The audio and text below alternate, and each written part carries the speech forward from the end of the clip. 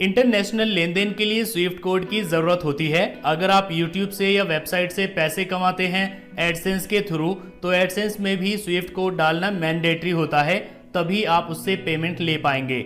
सो आज के इस वीडियो में मैं आपको बताने वाला हूं कि स्विफ्ट कोड क्या होता है और स्विफ्ट कोड कैसे फाइंड किया जाए। तो चलिए शुरू करते हैं।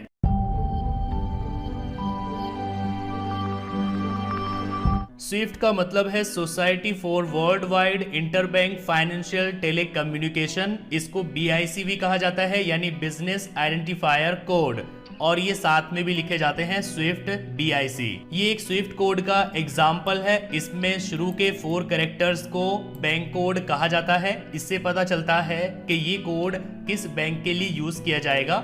इसके बाद 2 कैरेक्टर्स होते हैं कंट्री कोड, जिससे पता चलता है कि ये कोड किस कंट्री के लिए है। इसके बाद के 2 कैरेक्टर्स होते हैं लोकेशन कोड। इसके बाद 3 नंबर्स होते हैं ब्रांच कोड, जिससे पता चलता है कि ये स्विफ्ट कोड किस ब्रांच का है। स्विफ्ट कोड सभी ब्रांचेस के नहीं होते हैं, ये सिर्फ बड़ी ब्रांचेस के ही होते हैं, लेकिन किसी भी बैंक के स्विफ्ट कोड को आप उसकी किसी भी ब्रांच के लिए यूज कर सकते हैं। अब बात आती है कि स्विफ्ट कोड कैसे फाइंड करना है। इसके 2 तरीके मैं आपको बताऊंगा। पहला तरीका तो ये है कि आपको जस्ट गूगल में सर्च करना है अपने बैंक का नाम, जैसे कि मैं लिखता हूं HDFC बैंक, और उसके बाद लिखेंगे स्विफ्ट कोड, एंटर करेंगे तो आपके सामने स्विफ्ट कोड आ जाएगा। जैसे कि ये HDFC बैंक का स्विफ्ट कोड है, इसको आप HDFC बैंक की किसी भी ब्रांच के लिए यूज कर सकते हैं, चाहे वो कितने भी छोटे गांव में हो। इसी तरीके से यहाँ पर मैं लिखता हूँ state bank of India Swift code, तो आपके सामने स्टेट बैंक ऑफ इंडिया का स्विफ्ट कोड आ जाएगा। इसको भी आप स्टेट बैंक ऑफ इंडिया की किसी भी ब्रांच के लिए यूज कर सकते हैं, चाहे वो कितने भी छोटे गांव में क्यों ना हो।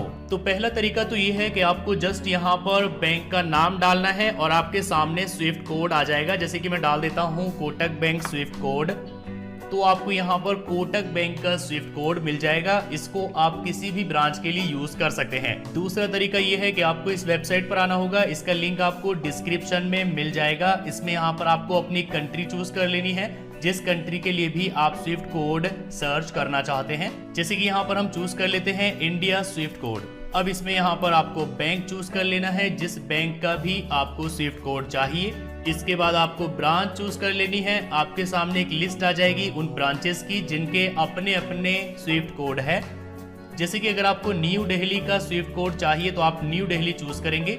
इसके बाद इसमें आपको दिल्ली ब्रांच चूज कर लेना है, तो आपके सामने दिल्ली का स्विफ्ट कोड आ जाएगा। इससे आप एक पर्टिकुलर ब्रांच का स्विफ्ट कोड फाइंड कर सकते हैं। और पहले तरीके में मैंने आपको जो बताया है उससे आप बैंक की मेन ब्रांच का स्विफ्ट कोड पता कर सकते हैं। इसी तरह से अगर आपको कोलकाता का देखना है तो आप कोलकाता यहाँ पर चूज करेंगे, ब्रांच चूज कर लेंगे, तो आपके सामने कोलकाता की पर्टिकुलर ब्रांच का स्विफ्ट कोड आ जाएगा। प्रॉब्लम कोई नहीं है, आप मेन ब्रांच का स्विफ्ट कोड भी यूज कर सकते हैं, और अगर आपका अकाउंट किसी ऐसी ब्रांच में है जिसका अपना स्विफ्ट कोड है तो आप उसको भी यूज कर सकते हैं।